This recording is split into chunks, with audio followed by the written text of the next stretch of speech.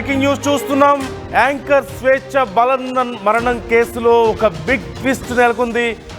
పూర్ణచందర్ నాయక్ పోలీసులకు లొంగిపోయారు. శనివారం రాత్రి 11 గంటలకు చిక్కట్పల్లి పోలీస్ స్టేషన్కు పూర్ణచందర్ చేరుకున్నారు. అడ్వకేట్తో కలిసి పోలీసులకు లొంగిపోయినట్లుగా తెలుస్తోంది. స్వేచ్ఛ మరణానంతరం పూర్ణచందర్ అజ్ఞాతంలోకి వెళ్ళిపోయిన విషయం మనకు తెలిసిందే. ఫోన్ స్విచ్ ఆఫ్ చేసుకొని అసలు ఎక్కడా కాంటాక్ట్ దొరకకుండా వెళ్ళిపోయిన విషయం మనకు తెలిసిందే. ఈ నేపథ్యంలో స్వేచ్ఛ మరణానికి పూర్ణచందరే కారణం అంటూ స్వేచ్ఛ తల్లిదండ్రులు పోలీస్ స్టేషన్లో ఫిర్యాదు చేసిన విషయం కూడా మనకు తెలిసిందే. ఈ నేపథ్యంలో పూర్ణచందర్పై చిక్కడపల్లి పోలీసులకు స్వేచ్ఛ తల్లిదండ్రులు ఫిర్యాదు చేసిన నేపథ్యంలో పోలీసులు కూడా పూర్ణచంద్ర కోసం గాలిస్తూ ఉన్నారు.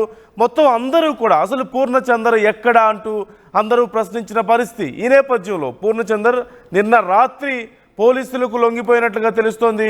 లాయర్తో కలిసి వెళ్ళి పోలీసుల ఎదుట, అడ్వకేట్తో కలిసి వెళ్ళి పోలీసుల ఎదుట పూర్ణచందర్ లొంగిపోయినట్లుగా తెలుస్తోంది. ఈ నేపథ్యంలో ఇప్పుడు ఈ విషయంలో మరింత క్లారిటీ వచ్చే అవకాశం కనిపిస్తోంది. అసలు బలవన్ మరణమా కాదా అనే ప్రశ్న కూడా ఇక్కడ ఉంది.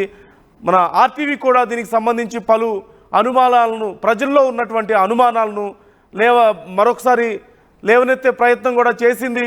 ఈ నేపథ్యంలో అసలు ఇది బలవన్ మరణమా లేకపోతే ఇంకేదైనా కుట్రకోణం దాగి ఉందా ఇందులో, ఇంకేదైనా కోణం ఉందా ఇందులో అంటూ కూడా అనేక ప్రశ్నలు స్వేచ్ఛ స్నేహితుల నుంచి కానీ, కుటుంబ సభ్యుల నుంచి కానీ, అలాగే ప్రజల నుంచి కానీ వస్తున్నటువంటి అనేక ప్రశ్నలను ఆర్టీవీ కూడా ఎప్పటికప్పుడు లేవనెత్తుతూనే ఉంది, హైలైట్ చేస్తూనే ఉంది. ఈ నేపథ్యంలో ఇప్పుడు పూర్ణచందర్ లొంగిపోయిన నేపథ్యంలో ఈ అంశానికి సంబంధించి మరింత క్లారిటీ వచ్చే అవకాశం ఖచ్చితంగా ఉంటుంది. మరోవైపు రకరకాల ఆలోచనలు దీనికి సంబంధించి మనం చూస్తూనే ఉన్నాం.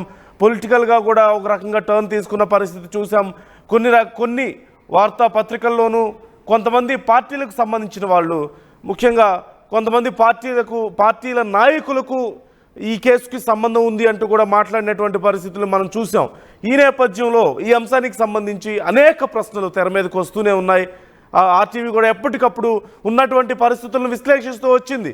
అక్కడ సీన్లో ఉన్నటువంటి పరిస్థితులను, అలాగే స్వేచ్ఛ మరణానంతరం చోటు చేసుకున్నటువంటి పరిణామాలు, అలాగే స్వేచ్ఛ తల్లిదండ్రులు చెప్పినటువంటి విషయాలు కొన్ని, అలాగే స్వేచ్ఛకు సంబంధించిన వాళ్ళు ఎవరైతే స్నేహితులు కానీ ఆవిడ బంధువులు కానీ ఉన్నారో వాళ్ళు చెప్పినటువంటి విషయాలు, ఇలా అన్ని విషయాలను పరిగణలోకి తీసుకున్నప్పటికీ కూడా అనేక అనుమానాలు, పూర్ణచందర్ మిస్సింగ్తో కొన్ని బ్లాంక్స్ ఫిల్ అవ్వకుండా ఉండిపోయినటువంటి పరిస్థితి మనం చూసాం. ఈ నేపథ్యంలో పూర్ణచందర్ పోలీసుల ఎదుట లొంగిపోయినట్లుగా తెలుస్తోంది. ఈ అంశానికి సంబంధించి పెట్రిషియా మనతో ఉన్నారు. తాజా సమాచారం తెలుసుకుందాం. పెట్రిషియా, డీటెయిల్స్ ఎలా ఉన్నాయి? పూర్ణచందర్ అడ్వకేట్తో కలిసి పోలీస్ స్టేషన్లో లొంగిపోయినట్లుగా తెలుస్తోంది. డీటెయిల్స్ ఏమైనా తెలుస్తున్నాయా? పూర్ణచందర్ లొంగిపోయిన సందర్భంలో ఏవైనా విషయాలు చెప్పినట్లు కానీ, లేదంటే స్వేచ్ఛ మరణానికి సంబంధించి ఆయన వర్షన్ ఎలా ఉంది అనే దానికి సంబంధించి కానీ, లేకపోతే వస్తున్నటువంటి ఆరోపణలు అనేకం ఉన్నాయి పూర్ణచందర్ మీద కూడా. సో దానికి ఏమైనా క్లారిటీ ఇచ్చినట్లుగా కానీ, ఏమైనా డీటెయిల్స్ పోలీసులు కానీ పూర్ణచందర్ నుంచి కానీ మనకి ఏమైనా సమాచారం అందుతుందా? ఎస్, పూర్ణచందర్ నిన్న లొంగిపోవడం అయితే జరిగింది. అడ్వకేట్ తో వెళ్లి చిక్కడపల్లి పోలీస్ స్టేషన్ లో నాకు ఎటువంటి సంబంధం లేదు, స్వేచ్ఛ చనిపోవడానికి నేను ప్రధాన రీజన్ అయితే కాదు, తను డిప్రెషన్ వల్ల, తన లోన్లీనెస్ వల్ల చనిపోయింది, కానీ నాకు ఎటువంటి సంబంధం లేదంటూ కూడా ఆయన మీడియాకు ఒక లేఖ రాయడం జరిగింది. నేను పూర్ణచందర్ని, నేను స్వేచ్ఛ గత 2009 నుంచి కూడా మాకు పరిచయం ఏర్పడింది. ఆ తర్వాత అది ప్రేమగా మారింది. కానీ స్వేచ్ఛకి ఆల్రెడీ ఎప్పటి నుంచో కూడా తను లోన్లీగా ఉండడం అయితే జరిగింది. చిన్నగా ఉన్నప్పటి నుంచే వాళ్ళ తల్లిదండ్రులు ఉద్యమకారులు కాబట్టి వాళ్ళు వదిలేసి వెళ్ళిపోయారు, వాళ్ళ పిన్నికి అప్పచెప్పారు. తను వాళ్ళ పేరెంట్స్ ప్రేమను కూడా పొందలేకపోయింది. ఆ తర్వాత మొదటి పెళ్లి కూడా బ్రేకప్ అవ్వడం, 2008 నుంచి 9 మధ్యలో మొదటి పెళ్లి బ్రేకప్ అవ్వడం, ఆ తర్వాత రెండో పెళ్లి కూడా 2016 నుంచి 17 వరకు 2 పెళ్లిలు బ్రేకప్ అవ్వడం. ఆ తర్వాత తను డిప్రెషన్లో, లోన్లీనెస్లో వెళ్ళిపోయింది. తనకి కాస్త నేను ప్రేమని పంచాను, అదే కాకుండా అనేక సార్లు ఫినాన్షియల్గా నేను సపోర్ట్ చేశాను. వాళ్ళ పాప ఎవరైతే ఉందో ఆ పాపకి కూడా నేను విద్యాలయ స్కూల్లో కూడా జాయిన్ చేశాను. ఆ 9th క్లాస్ ఫీజు కూడా నేనే కట్టుతున్నాను. పాప మెచ్యూర్ ఫంక్షన్ అప్పుడు కూడా దాదాపు 5 lakhs వరకు డబ్బులు నేను ఇచ్చాను.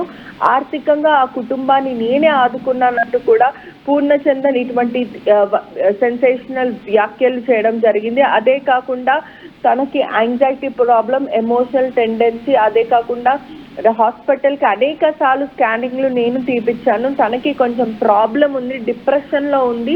ఆ డిప్రెషన్లో తను ఎప్పుడు కూడా ప్రేమకి లోబడి అవ్వలేదు, తనకి ఎప్పుడు కూడా ప్రేమ అనేది దొరకలేదు, కానీ నేను ఇవ్వడం జరిగిందంటూ కూడా ఇటువంటి వ్యాఖ్యలు పూర్ణచందన్ చేశాడు.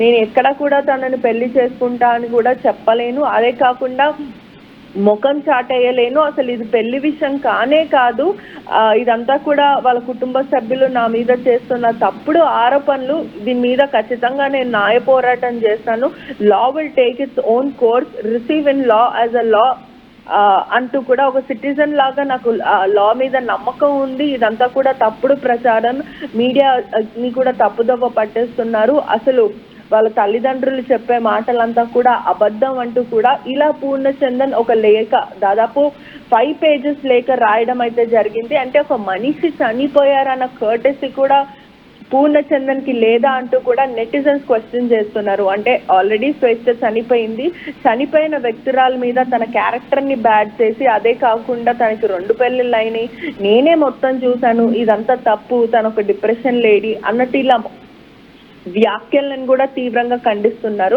మరి ఎందుకని పూర్ణచందన్ మీడియా ముందు రాలేడు, అదే కాకుండా పూర్ణచందన్ ని పొలిటికల్ గా ఎవరో సపోర్ట్ చేస్తున్నారు, ఈ కేసుని కూడా తప్పుదోవ పట్టించే ప్రయత్నం చేస్తున్నారంటూ కూడా అనుమానాలు వ్యక్తం అవుతున్నాయి.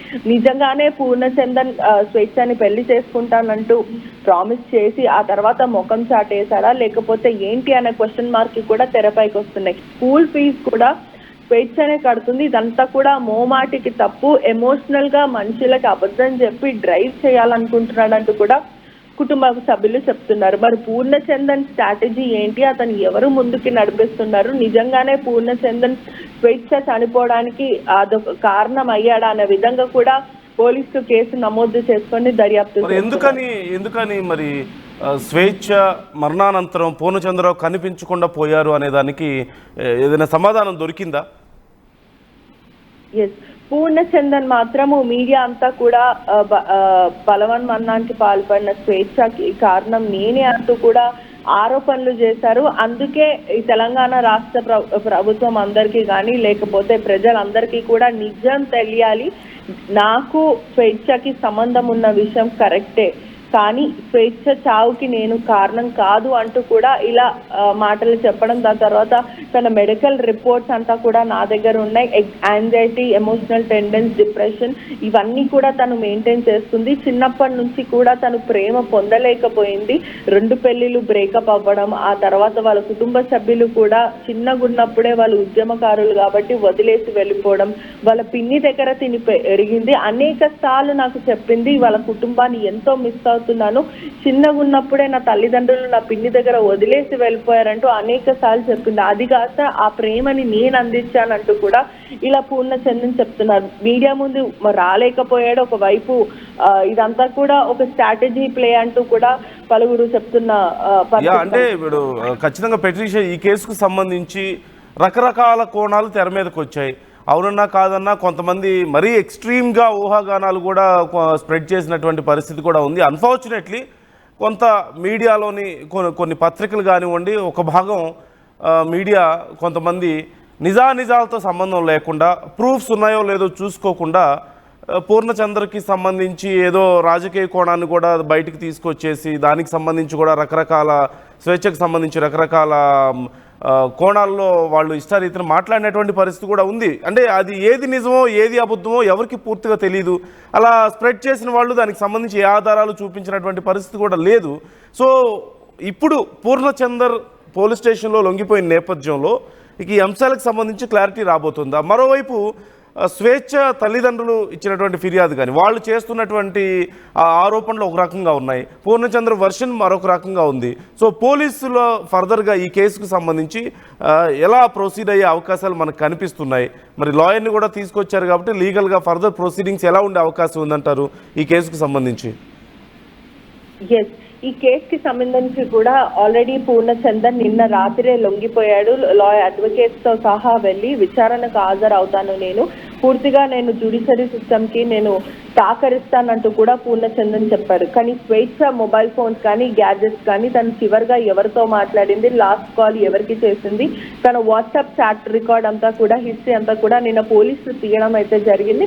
పూర్ణచందన్ వల్లనే స్వేచ్ఛ చనిపోయిందంటూ ఎటువంటి అనుమానాలున్నా ప్రూఫ్లున్నా ఖచ్చితంగా ఈ కేసులో పూర్ణచందన్ ని ఫిక్స్ చేసే అవకాశాలు ఉన్నాయి. ఆల్రెడీ ఎఫ్ఐఆర్ కూడా జరిగింది. కుటుంబ సభ్యులు మాత్రం తన చావుకి కారణం తన బలవన్మరణానికి పాల్పడడానికి ఖచ్చితంగా పూర్ణచందన్నే కారణం అంటూ కూడా పోలీసులకి వాళ్ళ కుటుంబ సభ్యులు స్టేట్మెంట్ రికార్డ్ అయితే చేశారు.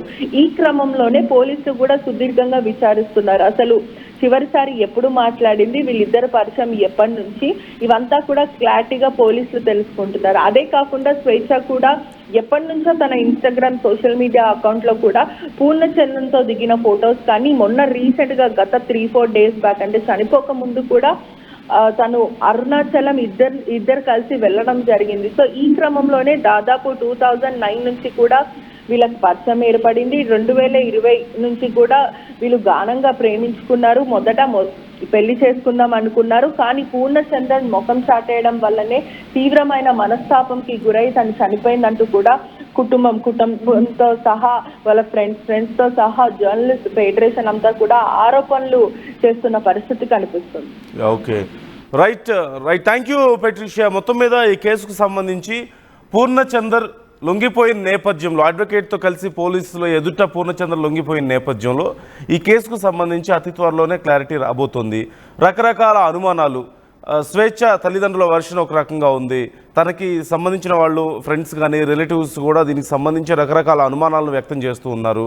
మరోవైపు కొంతమంది మరింత ఎక్స్ట్రీమ్ లెవెల్లో రాజకీయాలను కూడా చొప్పించి దీనికి సంబంధించి రకరకాల వార్తలను స్ప్రెడ్ చేస్తున్న తరుణంలో పూర్ణచందరే వీటన్నిటికీ కూడా సొల్యూషన్ లాగా కనిపించాడు. ఒక రకంగా చెప్పాలంటే పూర్ణచందర్ కనుక బయటకు వస్తే, కనిపించకుండా పోయినటువంటి పూర్ణచందర్ కనుక బయటకు వస్తే ఈ అంశానికి సంబంధించి పూర్తి స్థాయిలో క్లారిటీ వచ్చే అవకాశం ఉంది అంటూ అందరూ భావిస్తున్న తరుణంలో అడ్వకేట్తో కలిసి పూర్ణచందర్ పోలీసుల ఎదుట లొంగిపోయాడు. మరి ఇప్పుడు ఈ కేసుకు సంబంధించి ఫర్దర్గా లీగల్ ప్రొసీడింగ్స్ ఎలా ఉండబోతున్నాయి, పోలీసులు ఎలా ఈ కేసును విచారించబోతున్నారు, ఎప్పటిలోపు ఈ అనుమానాలకు మనకి క్లారిటీ రాబోతోంది అనేది వేచి చూడాల్సిన అంశం. ఈ నేపథ్యంలో ఒక్కసారి స్వేచ్ఛ తల్లిదండ్రుల మాటలు ఏ విధంగా ఉన్నాయి ఈ అంశానికి సంబంధించి, పూర్ణచందర్కి సంబంధించి కానీ స్వేచ్ఛ బలవన్మరణానికి సంబంధించి కానీ అసలు వాళ్ళ వర్షన్ ఎలా ఉంది, వాళ్ళకున్నటువంటి డౌట్స్ ఏంటో వాళ్ళ మాటలోనే ఒకసారి చూద్దాం. మా అమ్మాయి స్వేచ్ఛ మామూలుగా మహిళలంటే అణిగి ఉండాలి, జీ హుజూర్ అని ఉండాలి అనేటటువంటి ఆలోచన లేదా మీకు? ఏదైనా సవాల్ చేసేటటువంటి ఒక ఆలోచనతోనే ఉండేది. ఎవరి దగ్గరైనా కానీ ఒక పులి పిల్లలాగా మాట్లాడేది, ఒక సింహం లాగా దూసుకుపోయేది ఆమె. అట్లాంటి ఆమెను పూర్ణచందర్ బాదావత్ అనేటటువంటి ఒక కల్చరల్ ప్రోగ్రామ్స్ చేసేటటువంటి టీ న్యూస్ లా సంతోష్ ఎంపీ సంతోష్ కుమార్ కి ఒక పిఏగా నేను ఉంటున్నా. గ్రీన్ ఇండియా ఛాలెంజ్, కోటీశ్వరుణ్ణి, నీకెన్ని కావాలంటే అన్ని చేసేస్తా, నీకు విల్లాలు కట్టిస్తా, నేను మినిస్టర్ని అయితా అని చెప్పేసి రాజకీయ పార్టీ ప్రోద్బలంతోని ఒక డబ్బు మదముతోని నా బిడ్డను ట్రాప్ లో పెట్టేసి నా బిడ్డకు అలాంటి హత్య చేసిండు పూర్ణచందర్ బాదావత్. ఆయనను కఠినంగా శిక్షించాలి అని చెప్పేసి నేను కోరుకుంటున్నాను.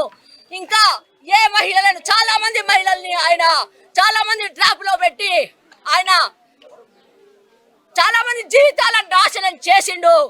కాబట్టి ఏ రాజకీయ ప్రోద్బలం ఉన్నా సరే మొత్తం జర్నలిస్టులంతా కూడా మీకు ఒక జర్నలిస్టు సింహమే అందరికి క్లాసులు చెప్పేది, మహిళా జర్నలిస్టులకు మీటింగులు పెట్టి క్లాసులు చెప్పేది, వాళ్ళు పరిష్కారం చెప్పేది. ఆమె ఎన్నెన్ని పుస్తకాలు చదివింది, నేను కూడా చదవలేదు అన్ని పుస్తకాలు. ఆమె అమ్మా నువ్వు ఎందుకు భయపడతావు, నేను అన్ని అది నేను చూసుకుంటా కదా అని చెప్పేసి నాకే ధైర్యం చెప్పినటువంటి ఆ అమ్మాయిని మొత్తం ట్రాప్ చేసి ఆమె జీవితాన్ని ముగించేలా వాడు చేసిండు. వాడే హంతకుడు, వాడు హంతకుడు అని చెప్పేసి ఇవన్నీ కేసు పెట్టి ఇవన్నీ శిక్షించాలి అని జైలుకు పంపాలి. ఇంకా వానికి మద్దతు ఇచ్చినటువంటి ఎవరైనా ఉన్నా సరే వాళ్ళందరినీ కూడా శిక్షించాలని చెప్పేసి అలాంటి వాళ్ళ పట్లన అందరూ మహిళలందరూ కూడా అప్రమత్తంగా ఉండాలి, మెలకువతోని ఉండాలి. ఎంత ధైర్యం ఉన్నా సరే వాళ్ళను కూడా ట్రాప్ లో పెట్టేటటువంటి తెలివిపరులు, మోసగారులు ఈ పితృస్వామిక సమాజంలో ఉన్నారు. కాబట్టి అందరూ కూడా అలర్ట్గా ఉండాలి, మెలకువగా ఉండాలి. ఆమె ఎప్పుడు కూడా ఎవరికి తల వంచలేదు ఆమె. కాబట్టి ఆమె అంటే చాలా మందికి కోపం ఉంటది, అమ్మో ఆమె అంటే ఇట్లా మాట్లాడేస్తుంది అని చెప్పేసి. అందుకోసమే ఎవరైనా సరే మాట్లాడే దాంట్లో, ఆమె ఉద్యమించే దాంట్లో, ఆమె రచనలలో అవన్నీ కూడా ఆమెను ఆదర్శంగా తీసుకొని మనము ముందుకు పోవాలి. అలాంటి ఇంకా ఘటన జరగకుండా మనం అందరం కూడా మెలకువతోని ఉండాలి, ఇవన్నీ శిక్షించాలి. కేజీకి అర కేజీ శారీస్ ఫ్రీనా? ఏం కొన్నావురా? అమ్మకి 10, అత్తమ్మకి 6, అమ్మమ్మకి 4 కేజీలు చీరలు మామా. అబ్బో, ఇక్కడ కేజీ చీరలు కొంటే అర కేజీ చీరలు ఫ్రీ అంట. Churidar, men's wear, kids wear 1+1, 2+1 మస్తు ఆఫర్లు ఉన్నాయి. మరి ఇంకా మాంగళ్య ఆషాఢం కేజీ సేల్ అంటే తెలుసు కదా. మాంగళ్య షాపింగ్ మాల్ కేజీల్లో సేల్, టన్నుల్లో ఆనందం. తెలుగులో ఫాస్టెస్ట్ న్యూస్ యాప్ ఇప్పుడు కొత్త అవతారంలో 5 సెకండ్లోనే పూర్తి వార్తా సమాచారం మీ చేతుల్లోకి. సోషల్ మీడియా ట్రెండ్స్ మీ కళ్ళ ముందుకే live TV and voice search options తో ఇప్పుడే డౌన్లోడ్ చేయండి. యాప్ లింక్ డిస్క్రిప్షన్ లో ఉంది.